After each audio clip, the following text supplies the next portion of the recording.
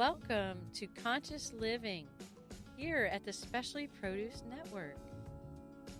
We are so glad you're here to support your lifestyle with the fastest growing resource for conscious families. So sit back, relax, connect, and enjoy.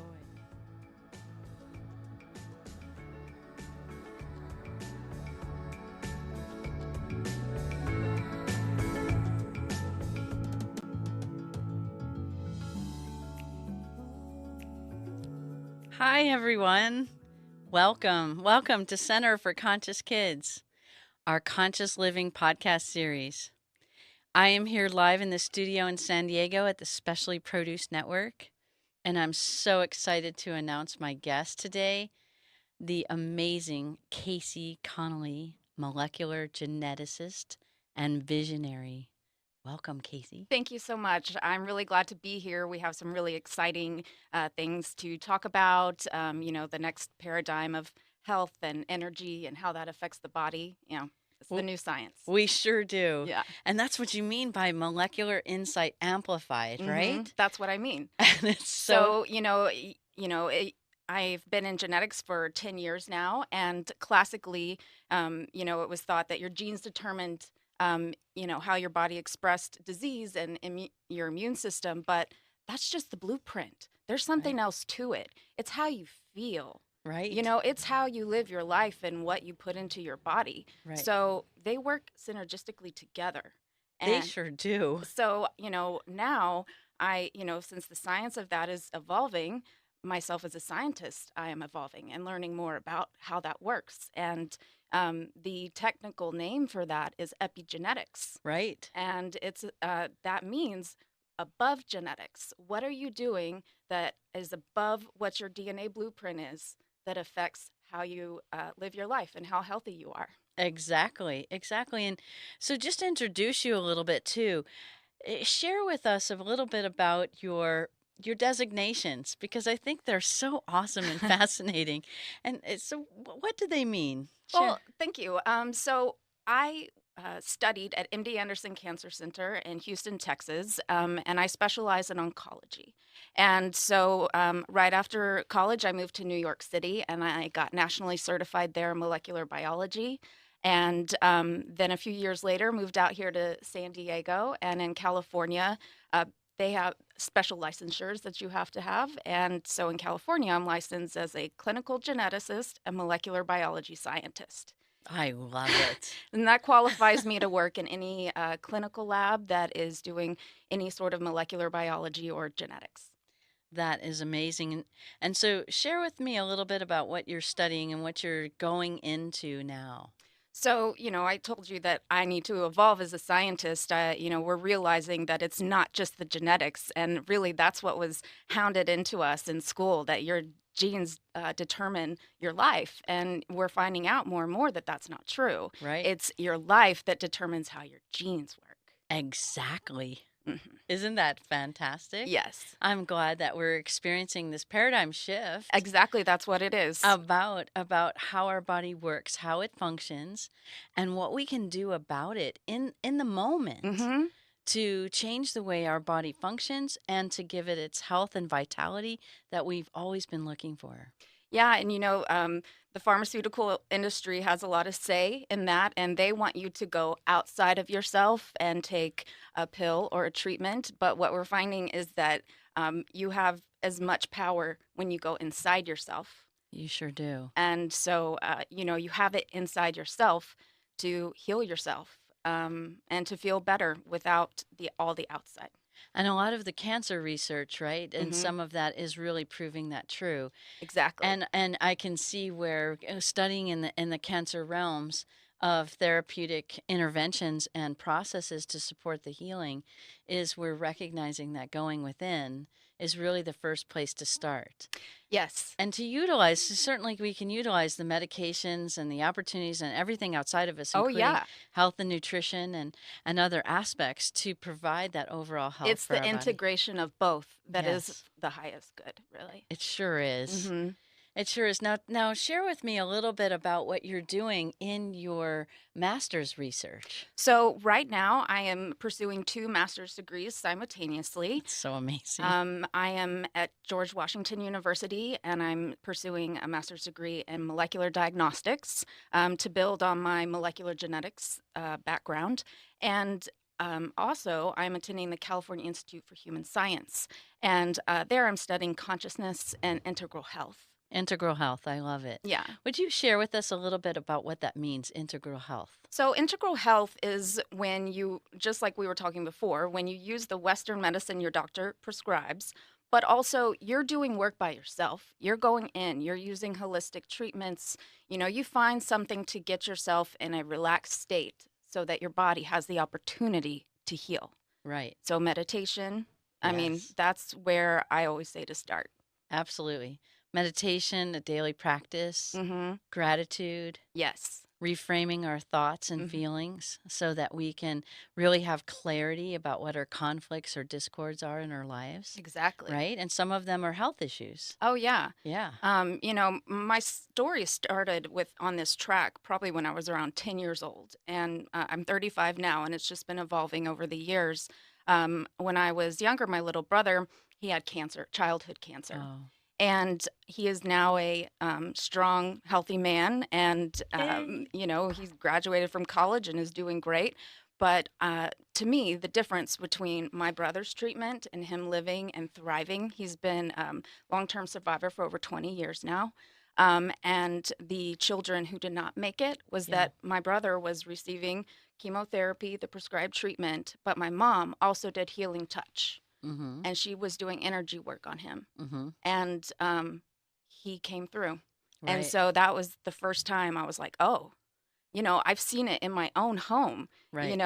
I've seen my own sibling come back to life with a combination of these Right. two healings. Right. Isn't that amazing? Yeah. So I was convinced at an early age that there was something to that. Yes, absolutely. And Hmm. that's so wonderful because we can receive energy healing, we can receive acupuncture, chiropractic care, massage, Right. craniosacral, all kinds of therapies that support the body's energy systems to open those energy systems to allow for the body to return to its innate state, which is Yes. balance. Exactly. And whatever it is that works for you, that gets you in a balanced state, in a relaxed state.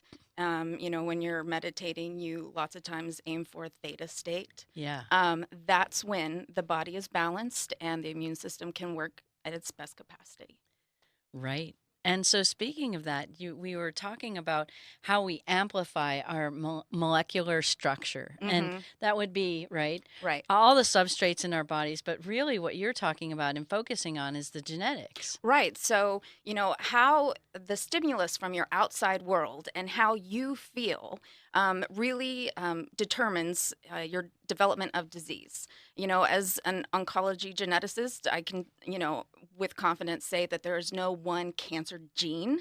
It's always like something compounded onto a gene, and then the gene decides to turn off or on, or it's like a knob and it decides to turn all the way up or all the way down. And Right. that's when disease starts happening. It's not the gene that causes it. Right. And it's not always just an on and off switch, right? Right. Yeah. It can be a whole continuum of it, and then multiple genes interact with each other. Right. Right. And then it can cause this other state of either illness or wellness. Yeah, and we're finding out that people who develop cancer usually have about 12 mutations. It's not just one mutation. It's like over time, your lifestyle and the emotions that you carry within you and how you express those, they build up and turn into disease. And most of the people, adults that have any kind of cancer, are stressed out or angry. You Mhm. know, like that's their personality, and or something very devastating just happened, and that's how the devastation becomes expressed. Or it was hard to move through that wounding or that devastation or that tragedy or trauma Right. It wasn't moved through. earlier in their lives. Yeah. And they thought that a lot of times we have an old paradigm too of like time heals all wounds. Mm. Maybe, maybe not. I don't know about that one. Right. I don't either. Not anymore. But, I really do know that a lot of the power lies within you Yes, it to heal does. yourself. It sure does. Hmm. And we're talking about that power. And you were talking about one thing that you're studying in your graduate studies is sound therapy. Right. So that is going to be my subject for my thesis in integral health. And so what I'm looking at is how does the genetics respond to the frequencies of the sound? Are some genes turned on or turned off? Are they turned up or turned down? How does the frequency of the music change your body? Right. And, your body is water mostly. And so the water vibrates at the same vibration as that music. Yes, it does. And then, if you're the right tone, then it can get you into a centered place. Right. And when we get into a centered place of peace Mm-hmm. or calmness or generativity or gratitude or thankfulness, what happens is we then begin to open the energy of our bodies, right? And the cellular energy, the Mm-hmm. mitochondria, like we were just talking Right. about, right? Yeah. and and the powerhouse, right? And all of those, then that activity turns on, and that activity has a blueprint too to come back to balance. Mm-hmm. Mm-hmm. We actually reproduce all of our cells throughout our whole body continuously. And each time they reproduce, instead of carrying the old data of that trauma or problem, right, they can carry the new data, that the new reframing, fresh and new and every day, Right. instead of carrying our old past with us. Right. And just because a gene has been flipped on doesn't mean that it's going to be on forever. You can flip it off yourself. Absolutely. Yeah. And I've seen this in the energy healing practice that I do with Uh-huh. my clients and people that I've seen and worked with, and other colleagues that I've worked with, and noticed that that is occurring naturally in the body. And we were talking about this. You're actually going through a process to help show the world how that really does change. Would you share a little bit about that? Sure, that's right. There's a few research projects that I'm working on. I'm So going to be amazing. doing epigenetic testing on people before, during, and after a sound healing treatment, and see, what does that turn on? What does it dampen? What does it amplify? So that way we'll really know. There's been a lot of studies on cortisol release, protein release, but not very many on how music and vibration actually affect how the DNA is expressed. Right. And Right. and in that DNA expression, how do you test that? Oh, so the way you would test it nowadays is we would just sequence the whole genome. Right. We would sequence the whole genome and look for any abnormalities. And, really, we could sequence the genome of how you were before the sound healing Okay. and after the sound healing and kind of subtract them out. And And in whatever's these days in different. 2019, how is that? Is that cost effective? Can you do that? Yeah, yeah. There's bioinformaticists that, they do custom, pipelines, and because there's no way that a human could go through all the genes of an entire genome. Right. It would take your whole life to do one genome. Probably Right. wouldn't even get through it. Right. So, that's when technology comes in, and we're really utilizing the technology. And that's the molecular diagnostics that you're talking about. Exactly. Yeah. That's so beautiful. Yeah. So the molecular genetics is, doing the whole genome sequencing, and the diagnostics comes when we subtract out, beginning and end. Right, exactly. And some of that you were talking about the methylation process. Would you Right. share a little bit more about that? Sure. So, when you are in a stressed mode, Yes. your body innately feels like you're in fight or flight. Saber-toothed tiger is coming along. So it restricts your blood vessels and, your heart. It starts beating really fast, and it doesn't allocate the immune system to everything else. It's putting all its forces to being in fear and trying to survive. Right. So what happens when you're in an extended state of stress?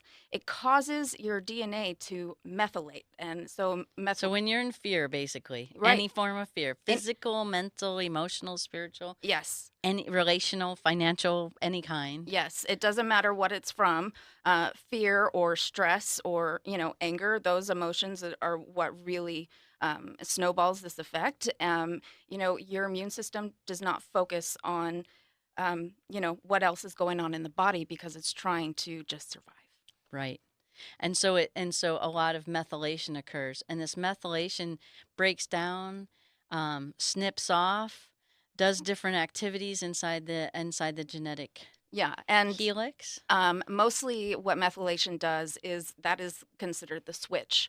It's the think of it as a light switch. Okay. It's switching things on or off, and depending on what you're switching, either way, on or off, can contribute to, in what I'm studying, cancer. Yeah. Things keep replicating when they're not supposed to, Yeah. or the immune system who's supposed to stop that is not coming in Right. and regulating it. And so the gene that turns on, I mean, we typically study the MTHFR gene, is that correct? That's correct. Yeah, Is- that's the starter gene you always work with. Yeah. Okay. So when people maybe go get tested and they're tested positive, that's indicating that they have had a stressor of Mhm. some sort, either prolonged or acute. So Mhm. either immediate or latent. That means like over a long period of Right. time, and it's turned on, and so they're in this process of uh, kind of genetic degradation or Exactly. breaking down of the genetic code Right. within them. And so they're experiencing lots of clinical issues inside their body, like immune system problems, chronic inflammation. Yeah, I mean, MTHFR also contributes to anxiety and depression and heart problems. I mean, there's a whole, buffet of things that can happen when that gene starts to get methylated. Okay. And really, depending on how you react to it, your emotions and how you're going to handle it depends on, how the outcome is going to be. Right. And so what happens is when someone gets a diagnosis that they're positive for the MTHFR gene, then many people thought from an old paradigm that it was a life sentence, Oh, yeah.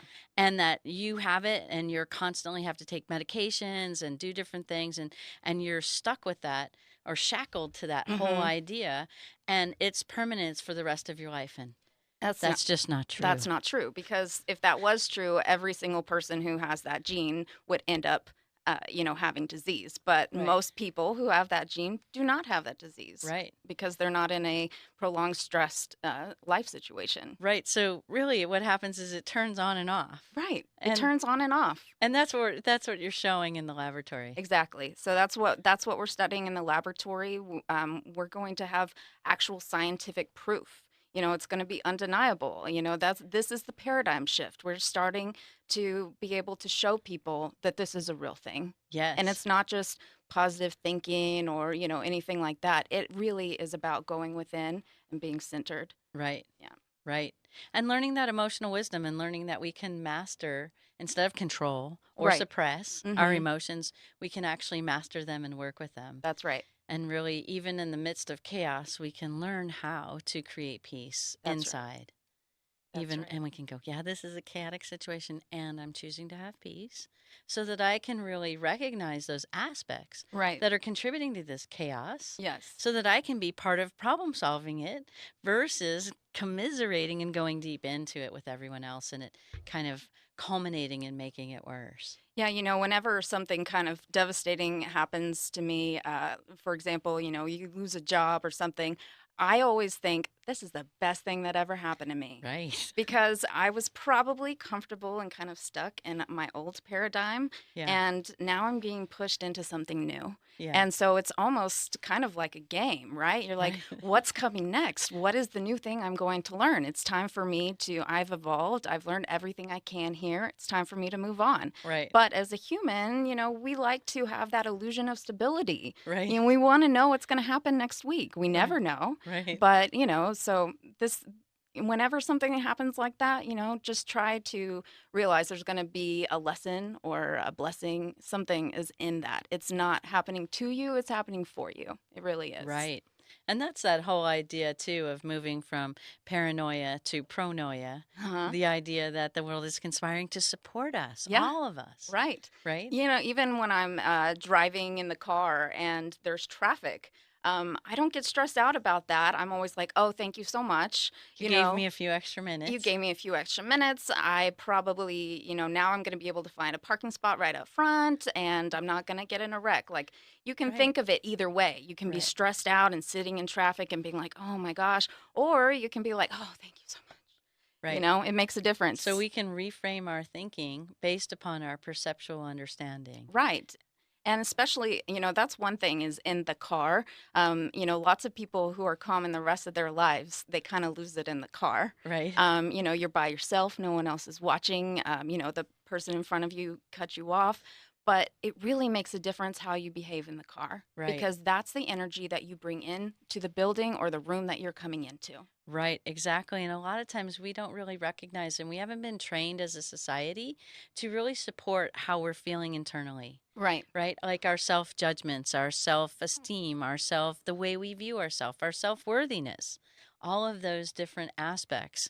It's time to take a look. Yes. It's time to take a look under the hood, look inside, and support ourselves so that we can actually begin to change the way our genes express inside of our body. Exactly. And we And, you and I, we are pioneering the way and, starting to tell people about it. And, hopefully that'll spread and people will start taking, their doctor's advice and also, working on themselves and working to become whole.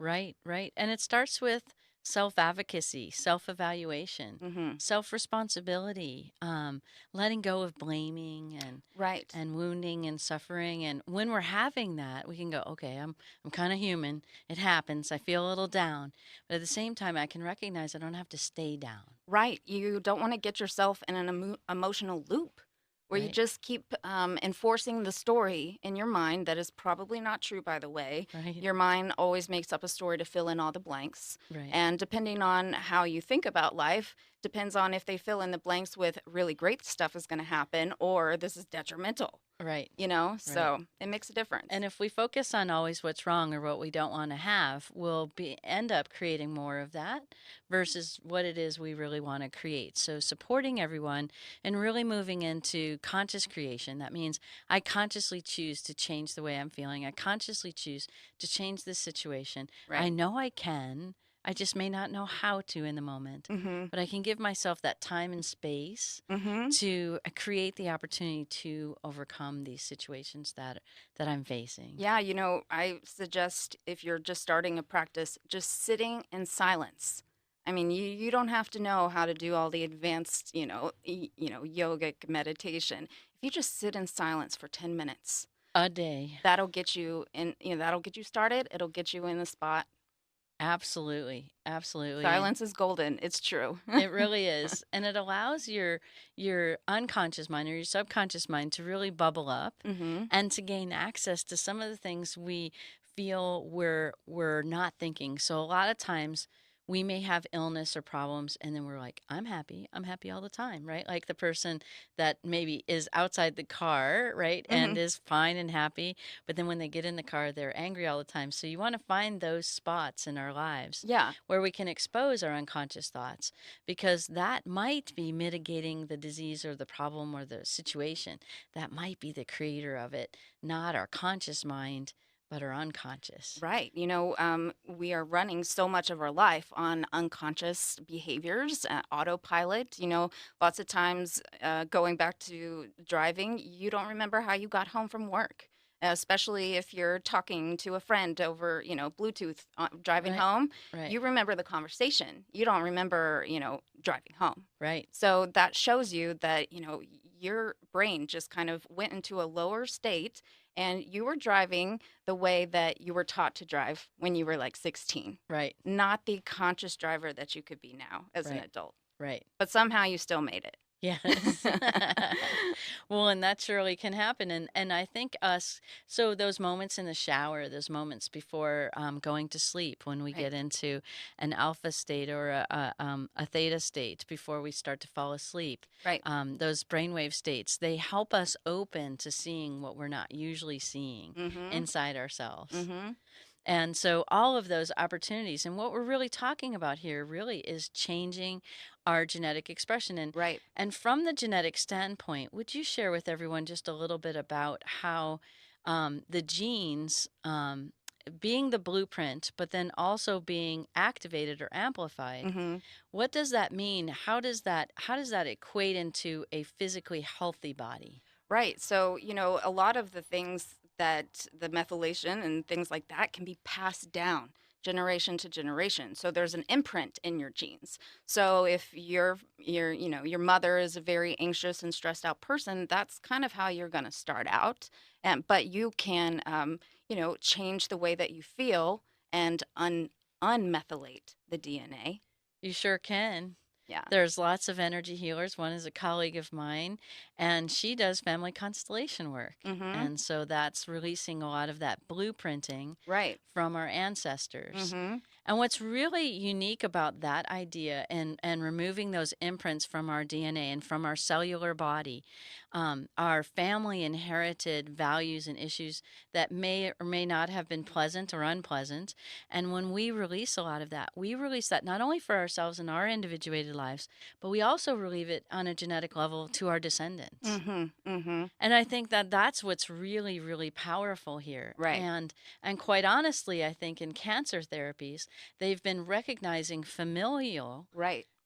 patterns that Right. have been running in the family, and that these familiar patterns just aren't how you chose to eat, Right. right? They're actually how you chose to behave, the values that you had, the belief systems that you had, the limitations that you experienced in your life, Right. and that's passed down through loyalty concepts, through bonded concepts, through all other kind of concepts that keep that disease process Right. in place. They say that all of those things that you learn about how to process your emotions and life, you learn in the first 6 or 7 years of life. Right. And those are mostly the years you don't remember. Exactly. So, you might not exactly remember why you feel this way. Yes. So that is really important. You need to go back to the beginning, even if while you were in the womb, if it Right. was a stressful situation, if your mom was, say in a car wreck or something like that, it has an effect. It sure does, and it has that imprint. Right. And what I do to help lots of children, even children in utero, is to help unimprint that. Mm,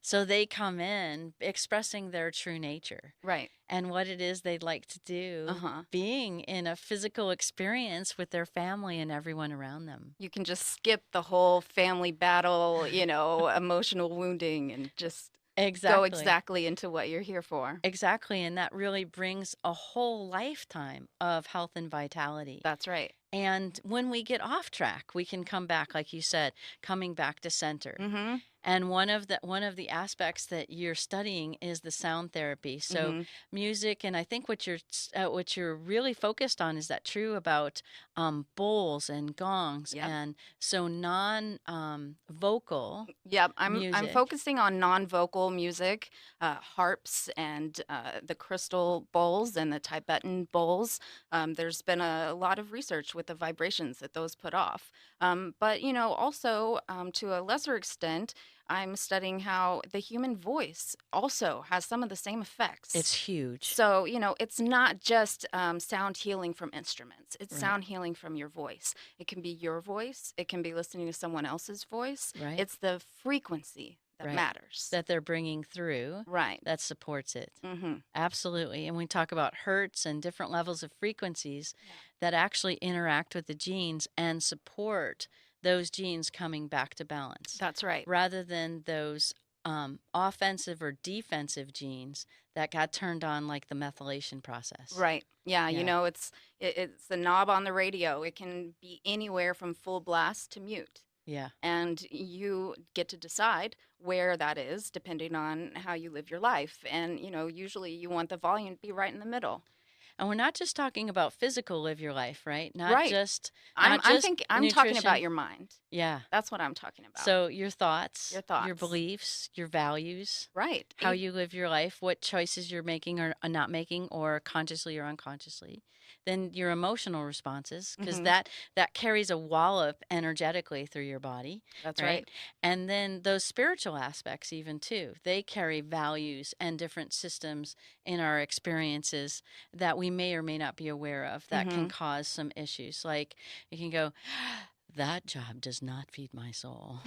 I cannot do that job anymore. Or this job feeds my soul. Or this work that I'm doing, opens my heart and allows me to be the full expression that I am. I mean, that's what I get up in the morning for. Exactly. And having an open heart and really the feeling of being in love is the opposite of, fear and restriction. So Exactly. that is the goal. You want to have an open heart. You want to be able to be fluid and love not only, yourself, that's important, but every living creature on the planet. Right, right. For self, others, and life circumstances, we Mhm. bring that all into our whole identity or our whole being and our whole process to really have that full hearted experience that we're all looking for. Right.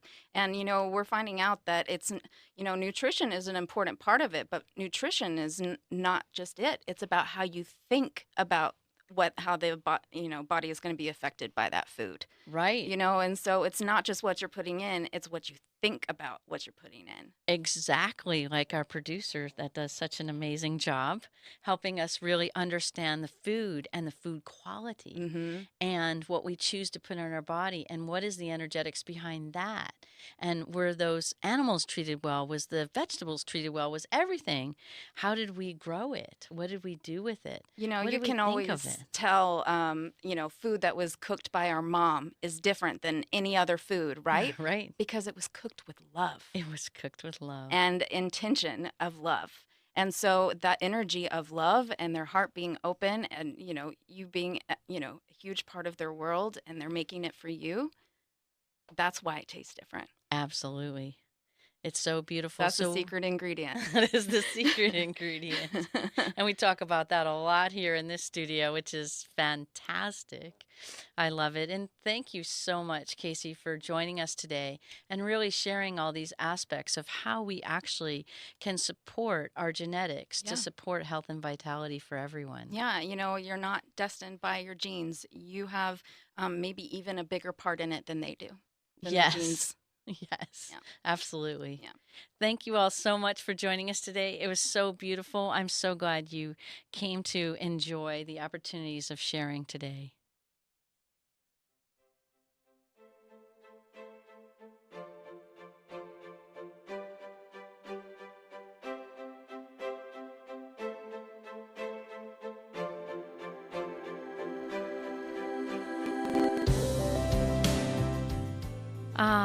Thank you all for listening to this podcast.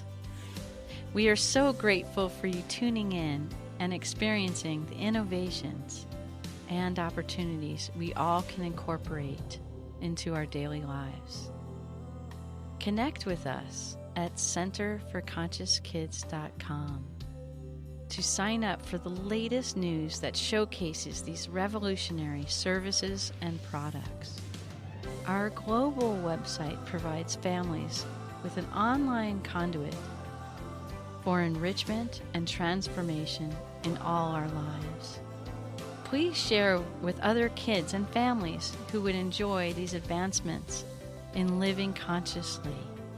I'm Ashley Lee, and I thank you so much for joining us.